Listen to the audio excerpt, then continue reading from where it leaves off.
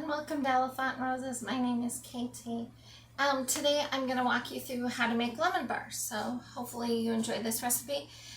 It's really good. It's got like a shortbread buttery crust and then like a really intense lemony flavor on the filling part. So please leave me a like and a comment down below, and please subscribe if you enjoy this recipe, and we will get started.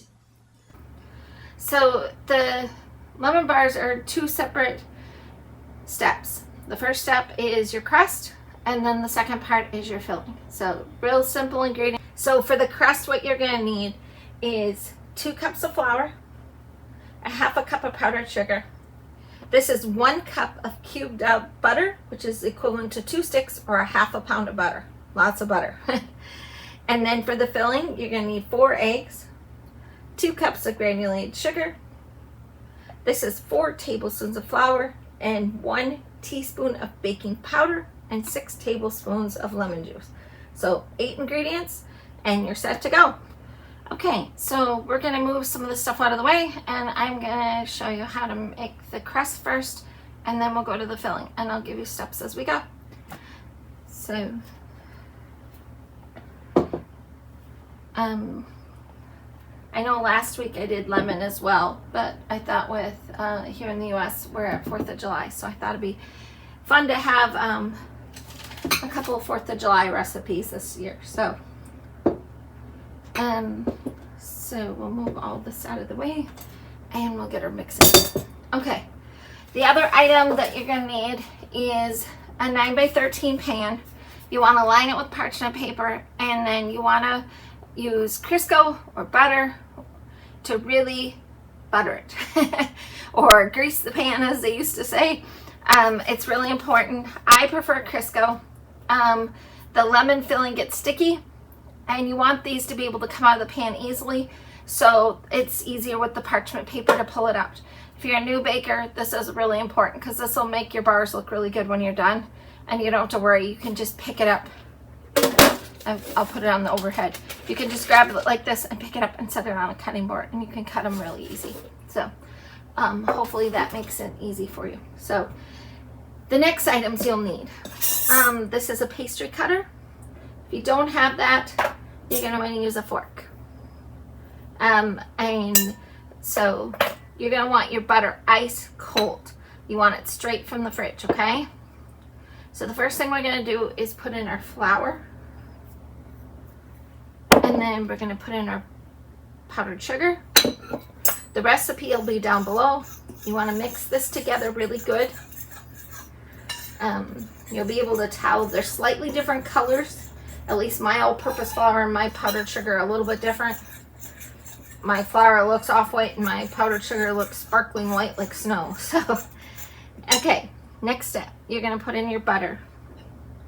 Okay? I know this is a lot of butter, but it'll be really good when you're done.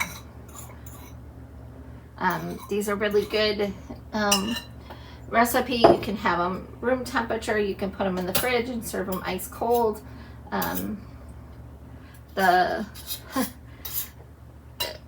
You can do it all sorts of ways. So I'm going to step those out of the way.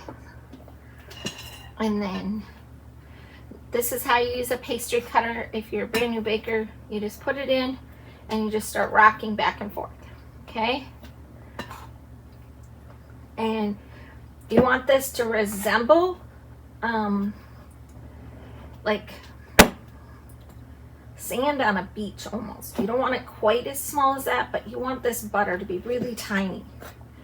The smaller the butter, the flakier your crust. At least that's my experience. Everybody has a different opinion. If you look up lemon bars, even on YouTube, you're going to find the earth, the moon, and the sky. And if you do not have this pastry cutter to use, I'm going to scrape this so that I get all that butter back out again. You're just going to use a fork, okay? I know that if you're a new baker, you don't have all these fancy tools like a pastry cutter to use. So you're just going to go in here and you're just going to smush, okay? And you're just going to smush that that butter down into the flour powdered sugar mixture. If you're having real trouble getting it to mix, do not feel bad about sticking your fingers in. I know you won't see professional bakers do this, but home bakers, we can get away with a lot. The big thing is getting this butter incorporated, however you can do it. Every baker's different, but this is the key. If you try to press this in the pan like this, you're going to end up with a disaster. So you do not want these big chunks, okay? You're after little tiny chunks in here. The smaller the better. And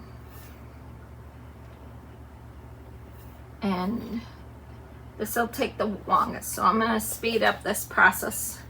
So when I get this completely mixed in, I will come back and show you what it looks like.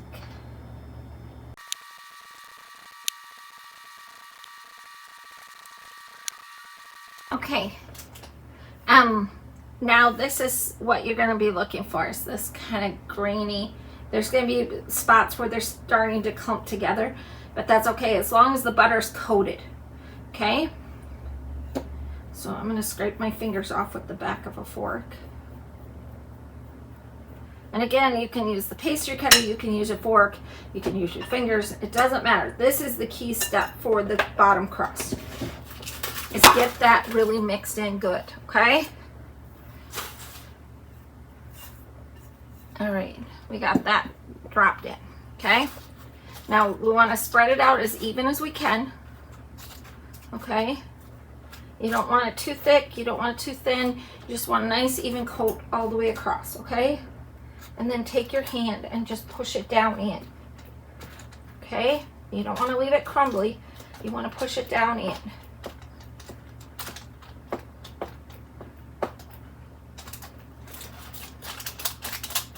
And you'll see spots where there'll be butter clumps and you're going to be tempted to try and squish them in further. Don't. Just leave them as is. They'll even out in the bake. Okay?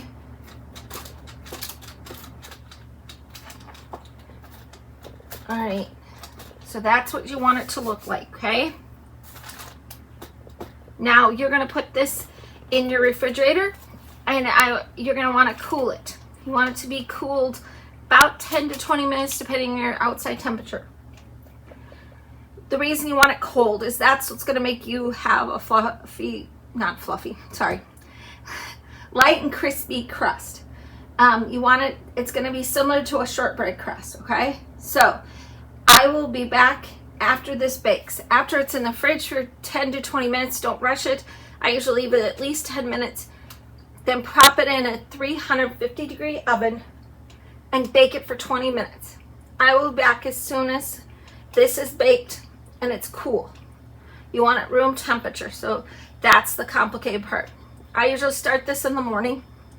I bake this, I get it nice and cool, let it go. When I stop for lunch, because I work remotely, I make the filling, I pour it in, I let it bake while I'm working, and then it's ready to go that evening. So hopefully that tip helps you. I'm going to push that corner down a little bit. So I'm going to go put mine in the fridge for 10 minutes and then I'm going to bake it and I'll be right back. For you, it'll be right back. For me, it'll be a couple hours until it's ready to go. Okay, so this has been in the oven for 20 minutes on 350 degrees. It is completely cold to the touch. So I'm going to set this out of the way so we can make the filling. So the filling again is made up of 4 eggs, 2 cups of granulated sugar. There is 4 tablespoons of flour, 1 teaspoon of baking powder, and 6 tablespoons of lemon juice. So there's no particular order to do this. I'm just going to put this in because I want to mix my flour and my baking powder together. I just want to get a good mixture on that. And then I'm going to put in my sugar. Again, there's no rhyme or reason to do this. If you look at everybody's recipes, everybody's got a different way to do it. This is what I've always found works the best. is to get the sugar incorporated with the flour and the baking powder and just get it a good mixture, because I don't want any lumps when I add in the eggs and the lemon juice.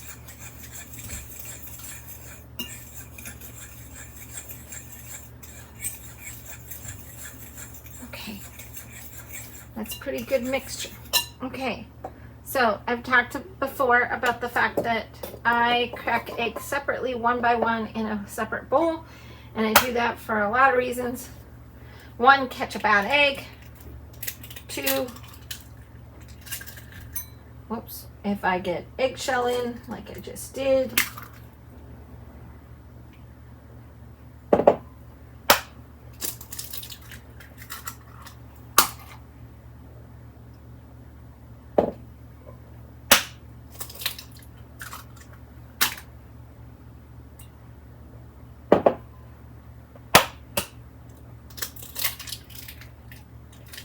I know I asked in my last video, is there any lemon dessert recipes that any of you like more than any other? I always think of lemon bars when it comes to 4th of July, hence the reason I decided to do lemon bars this week. So I'm still new to showing baking and cooking videos, so learning planning is going to be a new one for me. So I got to plan this out a little bit, otherwise I'm going to end up with lemon and lemon and lemon recipes, because lemon tends to be a recipe everybody likes.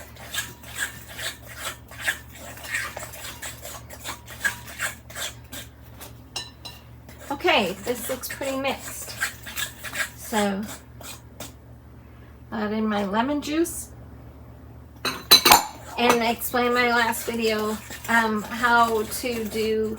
how I do my recipes with fresh or bottled lemon juice. Lemon bars, I've always just used bottled lemon juice. It's handy, it's fast. This recipe, the longest part of it is mixing in the crust, the butter in with the crust materials, the flour and the powdered sugar. And then just waiting for things to cool are the two things that take the longest to do with this recipe. So you just have to have patience. Okay, I grab my pan. This is just simply, you just pour it over your crust. Make sure to scrape the bowl so you get all the goodness into the pan.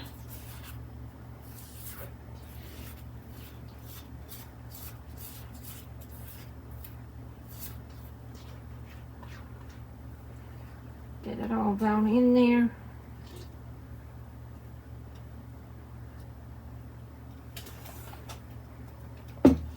And then you're just going to spread it so that it goes on in all the corners. Make sure that it gets in all the way. Just be really careful you don't knock your crust loose when you're doing this, okay? Okay. Now this goes in the oven for 20 to 25 minutes, depending on if you have a hot oven or a cold, on 350 degrees. And it is done when this middle doesn't jiggle. Hopefully you can see that. You don't want it to jiggle like that, okay? When I get mine out, I'll show you what it's supposed to look like. So I will be back as soon as this is done baking, and I can show you how it's supposed to work. So when they come out of the oven, they're going to be this nice golden brown color. There's going to be no wiggle jiggle in the middle at all. To put the powdered sugar on, a tip I have is to use one of these Old Spice containers. Fill it with your powdered sugar, like I have here, and then just sprinkle it like this, and you get the powdered sugar directly on your lemon bars. And if you use a sieve, especially if you're new, it's going to go everywhere. If you have little kids helping you, they want to help, it goes everywhere. This makes it easy. It all just goes right there and exactly where you want it. And then if you're going to cut it, this is why I use the pan. One trick I do is I just slide this in very carefully underneath, and then I lift it up. Just like that. And you can see there's some spots where the lemon got stuck in the corner, and that's where the parchment paper helps, because otherwise the bars would have been stuck in that spot. And by sliding the cutting board underneath, it's already in place, and you don't have to worry about a crack or anything happening as you're getting it out. And then you just pull your parchment paper away like this. And then again, the way I cut it, I'd cut the whole thing in half. And then I cut it in half. You want them about 1 inch, so this time I'm going to cut it into thirds. Don't go any smaller than 1 inch because they'll just fall apart. And you just go like that. And then turn. And I'm going to do it in half again. And then half again. And then half again. So then you get 3 by 4, so you get 12, so you get 24 out of this pan. And then when you pull them out, you get a bar that looks like this. Hopefully you can see that okay. You get this lovely buttery bottom, and then the lemon part, and then this crunchy top with the powdered sugar. And that's all there is to it. I hope you enjoyed this recipe. Please leave me a like and a comment below, and please subscribe if you like getting this kind of content. Please definitely let me know what kind of content you'd like to see next for recipes. And I hope you enjoyed this, and I hope you have a wonderful day. Thank you. Bye.